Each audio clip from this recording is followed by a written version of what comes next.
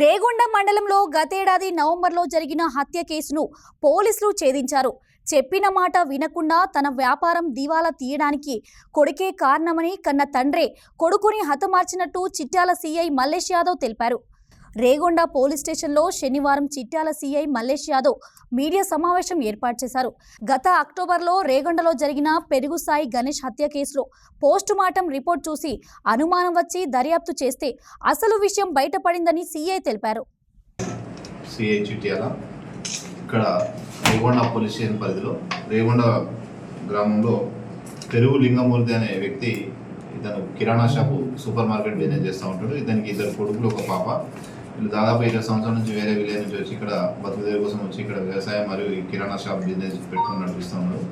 ఈ క్రమంలో ఇతనికి చిన్న కొడుకు పెరుగు సాయి గణేష్ అని చెప్పేసి ఇతను డిగ్రీ డిస్కంటిన్యూ చేసి కొంచెం జలసాలకు అలవాటు పడ్డాడు.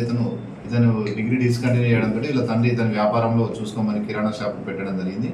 టేక్మార్ల కిరాణా షాప్ అని అబ్బాయి చెప్తే అతను ఆ వ్యాపారం కూడా సరిగ్గా చూసుకోకుండా ఫ్రెండ్స్ తోటి తిరగడం, తర్వాత ఈ ఆన్లైన్ తర్వాత ఫోన్కి అడిక్ట్ అవ్వడం వల్ల అతను ఎన్నిసార్లు చెప్పినా మార్పు రాకపోవడంతో దాదాపు 6 నెలల క్రితం నవంబర్ నెలలో ఒక అర్ధరాత్రి ఇతను అనుకున్న పథకం ప్రకారం ఈ కొడుకు చెప్తే వినడం లేదని చెప్పేసి తండ్రి కొట్టి చంపడం జరిగింది.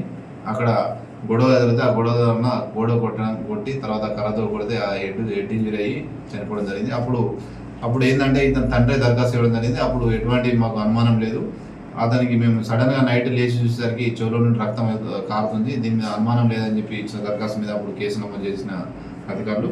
తర్వాత ఫర్దర్ మాకు పోస్ట్మార్టం రిపోర్ట్ కానీ తర్వాత ఫైనల్ ఒపీనియన్ వచ్చిన తర్వాత పోస్ట్మార్టం రిపోర్ట్లో ఇంజురీస్ అనేది ప్రాపర్గా మెన్షన్ కావడం వల్ల మేము అగైన్ దర్యాప్తు అనేది లోతుగా చేసినప్పుడు గ్రామంలో ఉన్న సమాచారం మేరకు అతన్ని మేము ఇంటర్వ్యూషన్ చేయడం జరిగింది. వాళ్ళ తండ్రిని పట్టుకున్న తర్వాత తను కూడా నిజాన్ని ఒప్పుకొని, అంటే అతను ఆ వ్యాపారం అనేది దివాలా తీయడానికి కారణం ఆ కొడుకు అని చెప్పేసి, అదేవిధంగా చెప్తే వినడం లేదని, తర్వాత మొబైల్కి అడిక్ట్ అయిపోయింది అని చెప్పేసి ఉద్దేశంతో ఆ కొడుకుని అడ్డుదొగించుకున్న ఉద్దేశంతో ఒక పథకం ప్రకారం తండ్రి ఈ హత్యకు పాల్పడ్డాడు.